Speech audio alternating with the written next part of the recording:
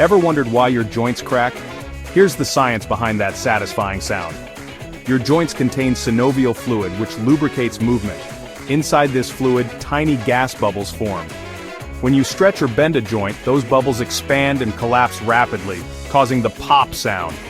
Good news, cracking your joints doesn't cause arthritis, but if you feel pain, it could be a ligament issue, so be careful. Fun fact, you can't immediately crack the same joint again, because the gas takes time to reform. Do you love or hate the sound? Let us know in the comments.